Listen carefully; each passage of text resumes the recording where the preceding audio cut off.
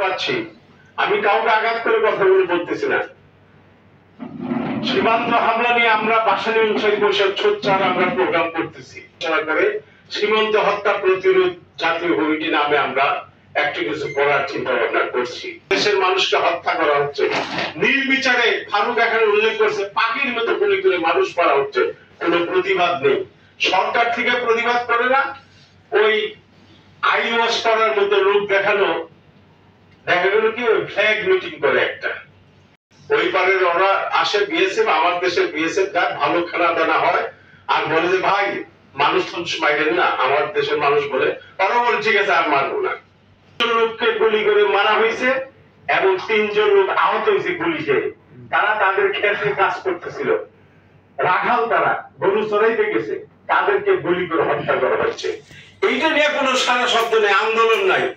আন্দোলন হলে যারা এই, আমি তাদের বিরুদ্ধে বলতেছি না এবং কেউ এটা অন্যভাবে নেবেন না। দেশে এমন কি অবস্থার সৃষ্টি হলো, আমি এখানে শুধু বলবো যে আমরা যারা এই ফেসিবাদের বিরুদ্ধে লড়াই সংগ্রামে আছি, আমরা ফেসিবাদের লড়াইকে দুর্বল করার জন্য কি অন্য ইস্যু সামনে আনা হয়েছে? আমি এই প্রশ্ন তাদের কাছে করবো যারা সামনে আর একটা ইস্যু নিয়ে আসছে। এই রাজপথের ফেসিবাদ বিরোধী লড়াইকে দুর্বল করার জন্য অন্য একটা ইস্যু সামনে নিয়ে আসা হয়েছে। আমি এখানে শুধু, আমি কারোর পক্ষে বলবো না, সত্যটাকে সত্য বলতে হবে। আজকে আমার বর্ডার ট্রেড 6 লক্ষ টন, এলসির মাধ্যমে আসে 45 লক্ষ টন খাদ্যশস্য। এই খাদ্যশস্য যদি আমি অন্য রাশিয়া, এই আপনার অন্যান্য দেশ, ইউরোপীয় দেশ, অস্ট্রেলিয়া থেকে আমি, আমার কত ভাড়া যাবে, শিবিরের ভাড়া কত? আন্দোলন হলো ফেসিবাদের বিরুদ্ধে, কিন্তু সেই ফেসিবাদের বিরুদ্ধে লড়াইটাকে দুর্বল করার জন্য কি অন্য ইস্যু আনা হয়েছে? এই প্রশ্ন আপনাদের সামনে আমি করে যাচ্ছি। এবং শেষ পর্যন্ত আমরা আবারও বলছি, মিডিয়ার ভাইদেরকে বলতেছি, এই সীমান্ত হত্যা আমরা বন্ধ করব। সীমান্ত হত্যা বন্ধ করার জন্য সীমান্ত হত্যা প্রতিরোধ কমিটি আমরা খুব শীঘ্রই জাতির সামনে উপস্থাপন করব। তখন তাকে আমরা হারিয়েছি। আরেকজন জাফরুল্লাহ চৌধুরী বাংলাদেশে এই মুহূর্তে নাম করা প্রায় অসম্ভব ব্যাপার। একজন সঠিকভাবে উচ্চারণ করেছেন, কিন্তু বলেছেন আর অন্যরাও, আমি একমত। মজলুম জনতা মাওলানা আব্দুল হামিদ খান ভাসানী একনিষ্ঠ অনুসারী হিসাবে, তার একজন মরিদ হিসাবে, শিষ্য হিসাবে বা রাজনৈতিক উত্তরাধিকার হিসাবেও ডাক্তার জাফরুল্লাহ চৌধুরী গত 5 দশকে তিনি তার ভূমিকাটা পালন করেছেন।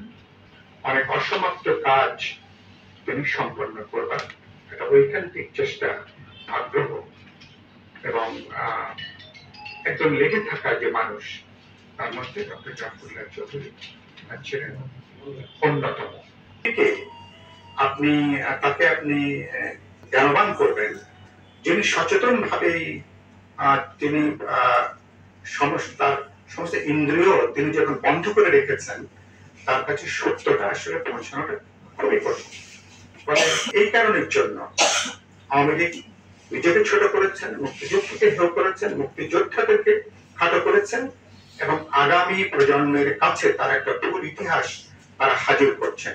আমি একাধিক সভাতে বলেছি, আওয়ামী লীগ যেটাকে এখন ইতিহাস বলে বলছে, গণেশ উল্টে গেলে এর 12 আনা 14 আনায় ডাস্টবিনে এগুলো কিন্তু নিক্ষিপ্ত হবে। এগুলোকে যেটা ইতিহাস নয়, সেটা হচ্ছে অইতিহাস। সুতরাং এগুলো আগের দিনের তার মতন করে তারা ইতিহাস তারা তৈরি করছেন। সুতরাং এগুলোকে ইতিহাস হিসেবে বিবেচনা করবার কোন সুযোগ নেই। আপনারা যে কথা, আমি উল্লেখিত বিষয়ের কথা বলবো না, সেটা হচ্ছে নারী অধিকারের ব্যাপারে।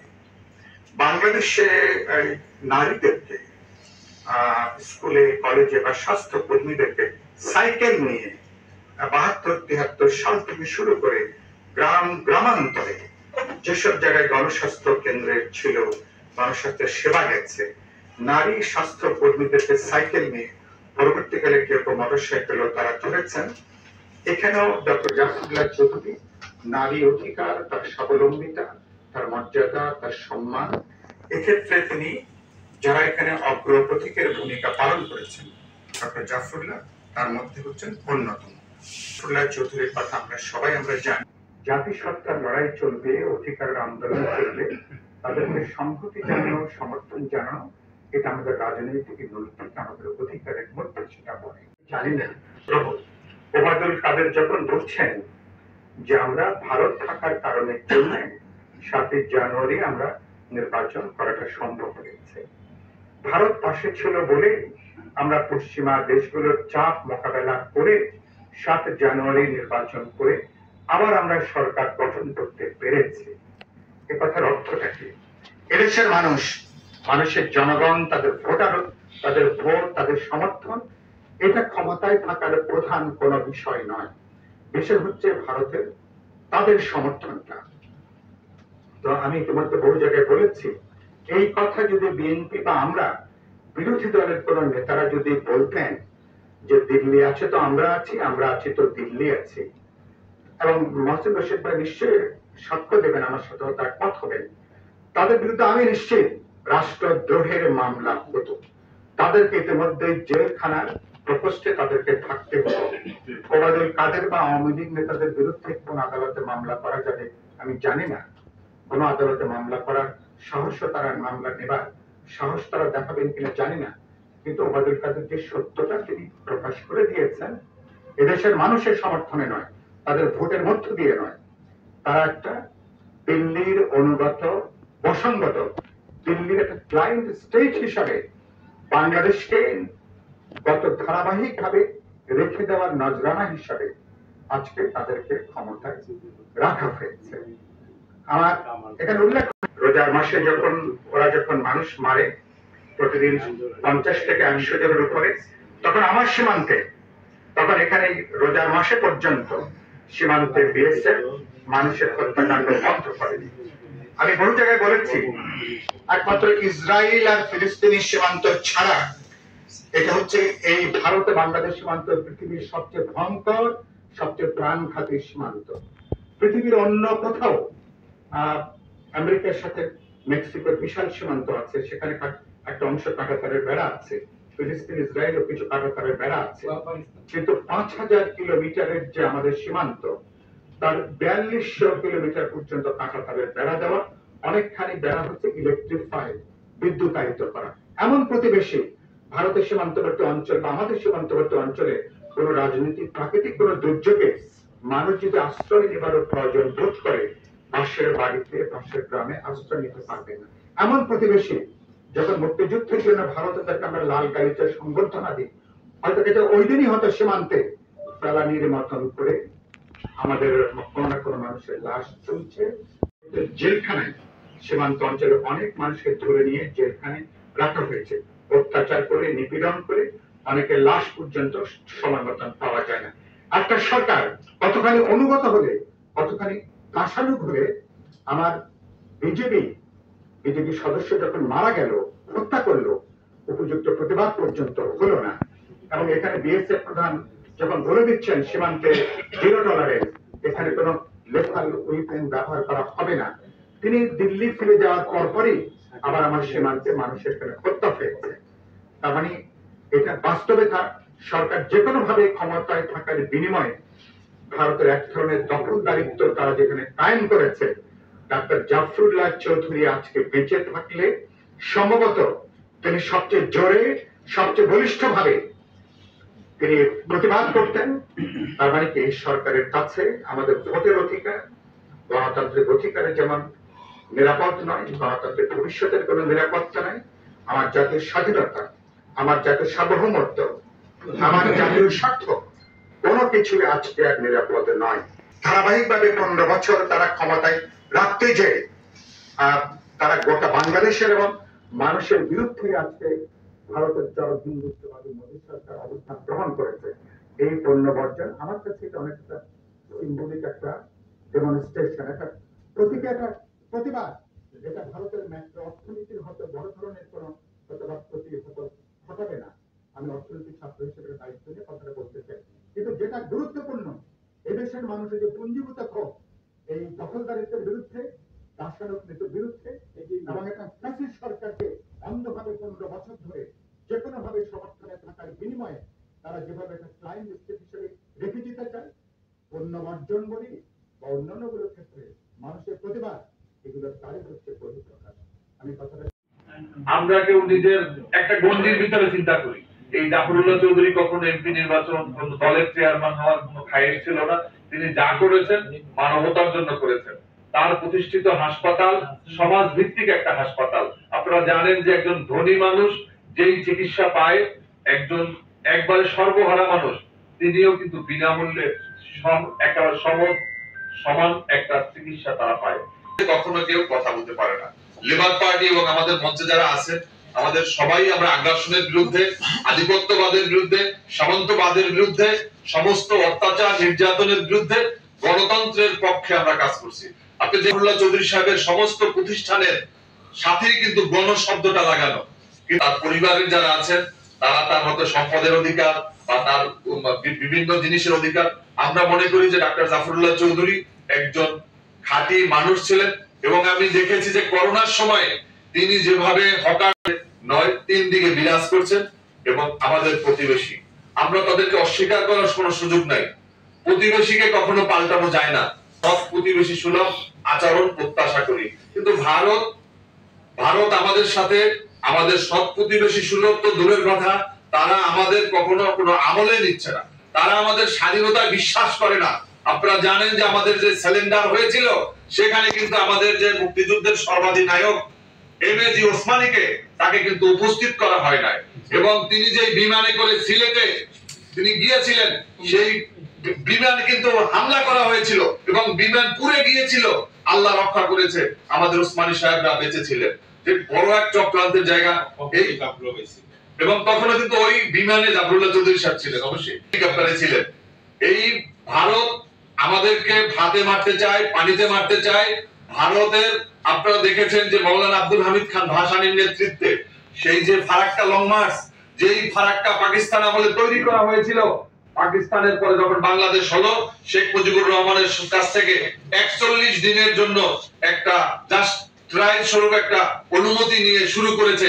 আজকে 53 বছরে ভারত সেই ফারাক্কা বাঁধ বন্ধ করেনি, বরঞ্চ আমাদের যে ন্যায্য হিস্সা সেখান থেকে আমাদেরকে বঞ্চিত করা হচ্ছে। আমরা ভাটির দেশের মানুষ, আমাদের অধিকার রয়েছে। তারা আমাদেরকে শুকনার সময় বাঁধ বন্ধ করে আমাদেরকে শুকিয়ে মারে। আপনারা যারা এই কুষ্টিয়া, মেহেরপুর সহ বিভিন্ন এই অঞ্চলে যারা যান, এই লালমনিরহাটে দেখবেন হাজার হাজার লক্ষ লক্ষ কিলোমিটার জায়গা আজকে মরুভূমিতে পরিণত হয়েছে। বড় বড় ফাটল, হার্ডিংস ব্রিজ, মধুমতি নদী, আজকে এগুলো একটা গল্পের মতো অবস্থা হয়েছে।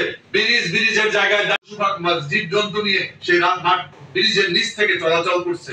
আজকে আমরা ঠিক একইভাবে ফারাক্কার মতো আরেকটা বাঁধ, সেই টিপাই মুখে বাঁধ তারা নির্মাণ করেছে। এই ভারত বিভিন্ন ক্যানেল, বিভিন্ন ড্যাম, বিভিন্ন ধরনের তারা বাঁধ নির্মাণ করে আমাদের সুবর্ণী অভিন্ন নদীতে তারা বাঁধ নির্মাণ করেছে। আমাদের জানে যে সমস্ত ফেনী নদীর পানি আমাদেরকে ঠিক মতো আমাদেরকে হিস্সা দেওয়া হচ্ছে না। আমাদের তিস্তার কথা ঝুলিয়ে রেখেছে 17 বছর শেখ হাসিনা। আজকে তারা তাদের মন্ত্রীরা, পররাষ্ট্রমন্ত্রী বলে ভারতের সাথে তাদের স্বামী স্ত্রীর সম্পর্ক। আজকে আশরাফুল ইসলাম বলেছিল তাদের সাথে রক্তের সম্পর্ক, কিন্তু এত রক্ত এবং স্বামী স্ত্রীর সম্পর্ক থাকার পরেও শেখ হাসিনা তার দাসখত দিয়ে তার ক্ষমতাকে কায়েম করতে পেরেছে। কিন্তু বাংলার জনগণের জন্য তারা তিস্তার অধিকার প্রতিষ্ঠা করতে পারেনি, তারা টিপাই মুখে ড্যাম বন্ধ করতে পারেনি, তারা আমার সীমান্তে হত্যা তারা বন্ধ করতে পারেনি। আপনারা সেই সীমান্তে আমাদের বাংলাদেশের বর্ডারের ভিতরে ঢুকে তারপরে সেখানে তারা বিএসএফ বাংলাদেশিদেরকে গুলি করেছে, মানুষকে, সাধারণ মানুষকে হত্যা করেছে। আমরা ভারতকে দেই ইলিশ মাছ, তারা আমাদেরকে দেয় সীমান্তে লাশ। আমরা ভারতকে দেই জামদানি ছাড়ি, তারা আমাদেরকে দেয় ফেন্সিডিল। ফেন্সিডিলের যত কারখানা রয়েছে সমস্ত কারখানাগুলো রয়েছে বাংলাদেশ ভারত সীমান্তে। সেখান থেকে আমাদের টাকা, আমাদের অর্থ দিয়ে যখন এই ফেন্সিডিল বাংলাদেশের ভিতরে ঢুকে তখন তাদেরকে কিন্তু ধরা হয়। আমাদের বাংলাদেশের যারা আছেন তারা ধরেন, কিন্তু ওই সীমান্তে কিভাবে ওই ফেন্সিডিল বাংলাদেশের ভিতরে ঢুকলো, তখন কেন গুলি করলো না আজ পর্যন্ত শুনিনি।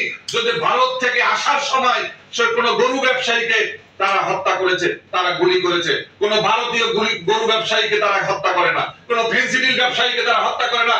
কিন্তু বাংলাদেশের মানুষ তাদেরকে সীমান্তে যারা বসবাস করে তাদের কাছে আপনারা যদি যান শুনবেন ভারতের অত্যাচার নির্যাতনের কথা। শুধুমাত্র রমজান মাসে 5 জন বাংলাদেশিকে তারা হত্যা করেছে। ফেলানিত গরু ব্যবসায়ী ছিল না, তাকে কেন হত্যা করা হয়েছিল? বিশ্বের কোন দেশে সীমান্তের কাঁটাতলে একটা মানুষকে হত্যা করে ঝুলিয়ে রাখা হয়, এর কোনো নজির নাই। আমরা আন্দোলন করেছি, বাংলাদেশ নামক একটি রাষ্ট্র আমরা অর্জন করেছি, কিন্তু 23 বছর পাকিস্তান থাকার সময়ে পূর্ব পাকিস্তান এবং ভারতের সাথে যেই সীমান্ত ছিল, সেই সীমান্তে আমার মনে হয় না যে একজন মানুষকে তারা হত্যা করেছে, পারে না।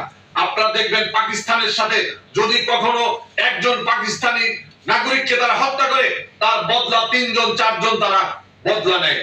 আমাদের বিডিআর ছিল, যাদের নাম শুনলে এই বিএসএফ এর হাঁটু কাঁপত। সেই পদুয়া বড়ই বাড়িতে সেদিন জওয়ানরা যেই ভূমিকা রেখেছিল, তার বদলা নিয়েছে তারা পিলখানার হত্যার মধ্য দিয়ে আমাদের বিডিআর এর নাম নিশানাকে তারা মুছে ফেলেছে। আজকে বিজেপি তারা শুধুমাত্র সীমান্তে বাংলাদেশিদেরকে হত্যা করার পরে তাদের লাশ গ্রহণ ছাড়া তাদের আর কোনো কাজ নাই। এটাই মনে হয় যেন একটা চিরাচরিত নিয়মে পরিণত হয়েছে। আজকে মাওলানা আব্দুল হামিদ খান ভাসানী, তাদের যেই সমস্ত উত্তরসূরিরা ছিলেন, আমাদের কাজী জাফর আহমেদ, আমাদের খন্দকার দেলোয়ার হোসেন, আমাদের ডাক্তার জাফরুল্লাহ চৌধুরী, তাদেরকে আমরা একের পর এক হারিয়ে ফেলেছি।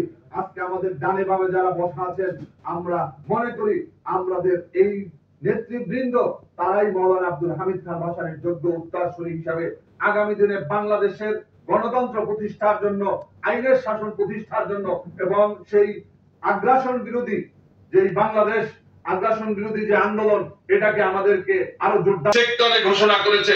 আমি ওবায়দুল কাদেরকে বেশি কিছু বলবো না, আমি বলবো যে আপনার ভাই কাদের মির্জা তিনি বলে দিয়েছেন যে আপনার বাবা রাজাকার ছিল, একজন রাজাকারের সন্তান হিসেবে আপনি কিভাবে মুক্তিযুদ্ধই তো আপনি বিশ্বাস করেন না।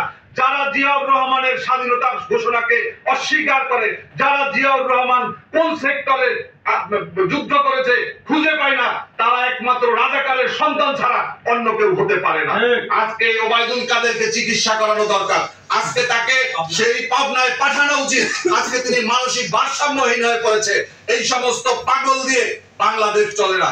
যার কারণে বলবো যে আজকে গণতন্ত্রকামী যে শক্তি, বিশেষ করে এখানে আমার ডানে বামে গণতন্ত্র মঞ্চের শীর্ষ নেতৃবৃন্দ রয়েছে, আমরা জিকে মেরে বউকে শিখাতে চাই, ভারতকে বুঝাতে চাই যে ভারতের হাই কমিশনারের উপস্থিতিতে ওবায়দুল কাদের বলেছে যে এই ভারত আমাদের পাশে ছিল, এজন্য আমরা 7 তারিখে নির্বাচন করতে পেরেছি এবং আমরা ক্ষমতায় আসতে পেরেছি। আমরা বিশ্বাস করি ভারত বাংলাদেশের 18 কোটি জনগণের সাথে সম্পর্ক ছিন্ন করে শুধুমাত্র আওয়ামী লীগের সাথে সম্পর্ক করেছে, একটা দলের সাথে সম্পর্ক করেছে। এজন্য আমরা ভারতের এই সরকারের বিরুদ্ধে, সরকারের জন্য আমরা মনে করি ভারতের পণ্য বর্জন করা, এই আন্দোলনকে জোরদার করা আমাদের নৈতিক দায়িত্ব। আমরা ভারতকে বুঝাতে চাই যারা এই অবৈধ এবং বিনা ভোটের সরকারের পাশে থাকে, তাদের সাথে এদেশের জনগণ থাকে না, এবং তাদের যারা দালাল, যারা তাদের ক্ষমতায় আনার জন্য বিভিন্ন ভাবে বিভিন্ন সময়ে সহযোগিতা করেছে। 14 সালে আমাদের মনে আছে যে ভারতের পররাষ্ট্র সচিব প্রকাশ্যে হোসেন মোহাম্মদ এরশাদকে বলেছে আপনি নির্বাচনে না গেলে বিএনপি জামাত ক্ষমতায় আসবে। আমরা এই জন্য ভারতের পণ্য বর্জন করব, ভারতের আগ্রাসনের বিরুদ্ধে, ভারতের সমস্ত অনৈতিক কর্মকাণ্ডের বিরুদ্ধে, সীমান্ত হত্যার বিরুদ্ধে, আমাদের পানি আগ্রাসনের বিরুদ্ধে আমরা লড়াই সংগ্রাম